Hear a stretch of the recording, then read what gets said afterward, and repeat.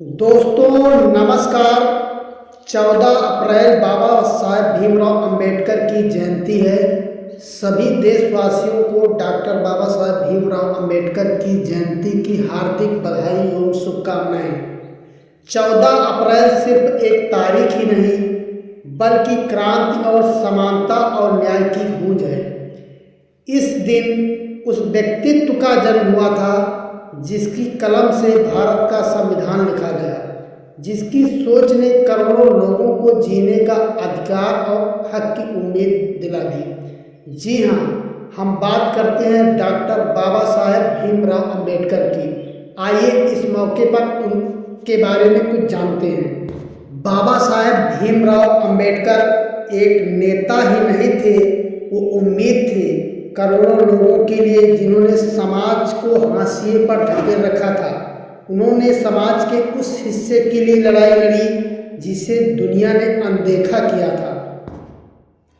बाबा साहेब भीमराव अंबेडकर की जयंती पर आइए जानते हैं बाबा साहेब भीमराव अंबेडकर के 10 ऐसे क्रांतिकारी विचार जो आपके नज़र नहीं केवल नज़रिए को भी बदल देंगे। तो आइए जानते हैं विस्तार से। शिक्षित बनो, संगठित बनो, संघर्ष करो। बाबा साहेब का ये सामाजिक जागरूकता और अधिकारों की प्राप्ति का ये रास्ता दिखाता है।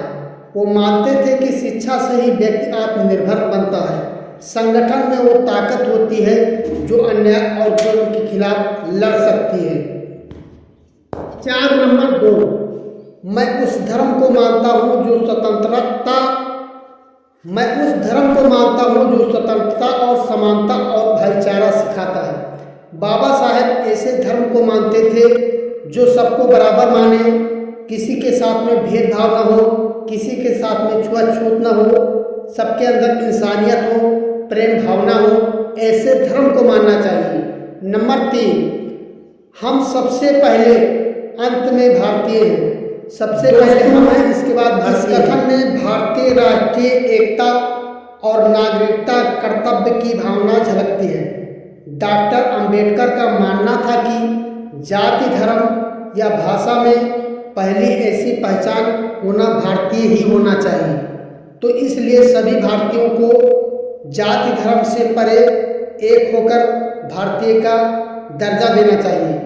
नंबर 4, संविधान केवल वकीलों का दस्तावेज ही नहीं है। संविधान केवल वकीलों का दस्तावेज ही नहीं है, ये एक जीवन दृष्टि है। संविधान को केवल कानून की किताब मत समझना। संविधान को आप सभी लोग कानून की किताब ही मत समझना।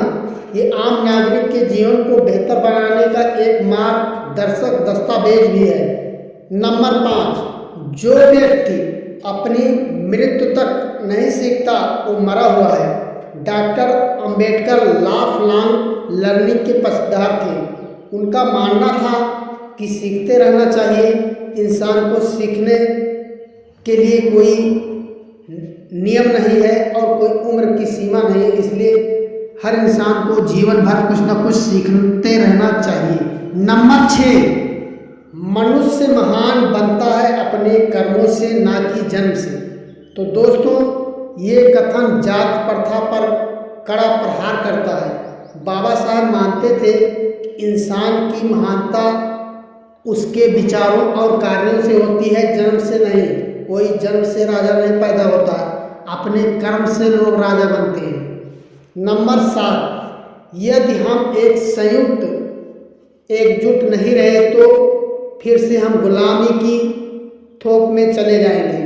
तो दोस्तों ये एक चेतावनी है कि समाज में एकता की कमी के कारण आपके हक अधिकारों को, आपकी स्वतंत्रता को कभी भी छीना जा सकता है और खतरा कभी भी आप सभी लोगों के ऊपर बना रहता है।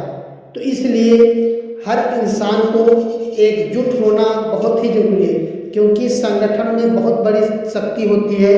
अगर आप लोग संगठित नहीं रहोगे, विकसित होते जाओगे, तो आपका समाज, आपका देश, आपका राज्य, आपका प्रदेश, आपका जिला विकसित होता जाएगा और आपके तरक्की के मार्ग अवरुद्ध हो जाएंगे। नंबर 8, इतिहास बताता है कि जहाँ नैतिकता और अर्थशास्त्र में टकराव होता है वहाँ जीत हमेशा अर्थशास्त्र की ही होती है। ये विचार दर्शाता है कि जब पैसों और नैतिकता में संघर्ष होता है तो ज़्यादातर लोग नैतिकता को त्याग देते हैं और हमें इससे बिल्कुल बचना चाहिए। नंबर 9, हमारे पास ये स्वतंत्रता किस लिए? ताकि हम अपने सामाजिक व्यवस्था को सुधार सकें, असमानता और भेदभाव के खिलाफ हम लड़ाई लड़ सकें और अन्याय किसी के साथ में न हो। नंबर 9, बाबा साहब का यह मानना था कि राजनीतिक आज़ादी का असली मकसद सामाजिक समानता और न्याय लाना है। नंबर 10, एक महान आदमी एक प्रतिष्ठित आदमी से इस तरह अलग होता है, वो समाज का एक सेवक कैसे बन जाता है। डॉक्टर बाबा साहब भीमराव अम्बेडकर कहते हैं कि सच्ची मानवता और महानता एक दूसरों की सेवा में ही व्यक्त होती है, न कि सिर्फ नाम और शोहरत कमाने में। इसलिए आप सभी लोग एक दूसरे के साथ में दया भाव और इसके बाद मानवता और गंभीरता भी दिखाएं, ताकि हमारा समाज, हमारे लोग विकसित न हो पाए और एक समाज इस प्रकार से हमारा संविधान निर्माता डॉक्टर बाबा साहेब भीमराव अम्बेडकर की जयंती हर साल 14 अप्रैल को धूमधाम से मनाई जाती है। देश के अलग अलग हिस्सों में समाज के वंचित और पिछड़े वर्गों को न्याय दिलाने के लिए बाबा साहब का सराहनीय योगदान रहा। अम्बेडकर जयंती कई स्कूलों में निबंध प्रतियोगिता का भी आयोजन करके मनाई जाती है। तो इस तरीके से तमाम जगह पर अलग अलग तरीके से मनाई जाती है। तो दोस्तों, आइए जानते हैं बाबा साहब का जन्म कब और कहाँ हुआ था। बाबा साहब भीमराव अम्बेडकर का जन्म 14 अप्रैल 1891 ईस्वी को मध्य प्रदेश के महू नगर में एक गरीब और साहसी परिवार में हुआ था। उनके पिता का नाम रामजी मालोजी सकपाल और माता का नाम भीमाबाई था। वो महार जात से थे। बचपन से ही बाबा साहब भीमराव अम्बेडकर पढ़ने लिखने में बहुत ही अव्यंग थे। बाबा साहब भीमराव अम्बेडकर का संपूर्ण जीवन जातीय भेदभाव और असमानता के खिलाफ एक संघर्ष था। उन्होंने दलित समुदाय के लिए एक समान अधिकार, शिक्षा और राजनीतिक भागीदारी की मांग की। उन्होंने ब्रिटिश सरकार से दलितों की पृथक निवारण की मांग की, लेकिन महात्मा गांधी के आमरण अनशन के बाद पूना समझौता पर अपनी मांग वापस ले ली।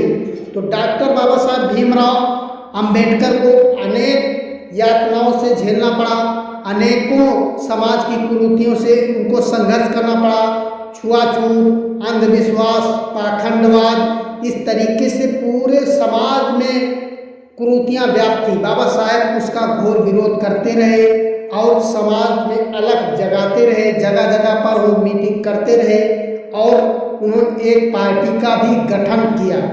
बाबा साहब भीमराव अम्बेडकर ने लेबर पार्टी की स्थापना की। वो संविधान निर्माण समिति के अध्यक्ष नियुक्त किए गए। इतिहास में उनका नाम भारत के पहले कानून मंत्री के तौर पर दर्ज किया गया। उन्होंने बॉम्बे नॉर्थ सीट से लोकसभा का चुनाव लड़ा, लेकिन हार का सामना किया। बाबा साहब 2 बार राज्यसभा के सदस्य के रूप में निर्वाचित हुए।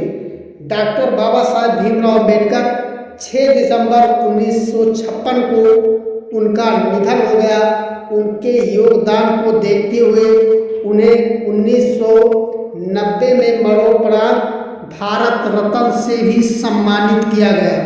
बाबा साहब भीमराव अम्बेडकर का ये सराहनीय योगदान समाज, भारत हमेशा याद रखेगा और उन्होंने समाज के लिए, इस देश की गरीब जनता के लिए, पिछड़ों के लिए और इसके बाद दलितों के लिए, अल्पसंख्यकों के लिए जो आरक्षण की व्यवस्था की, उसके लिए ये समाज उनके लिए हमेशा ऋणी रहेगा।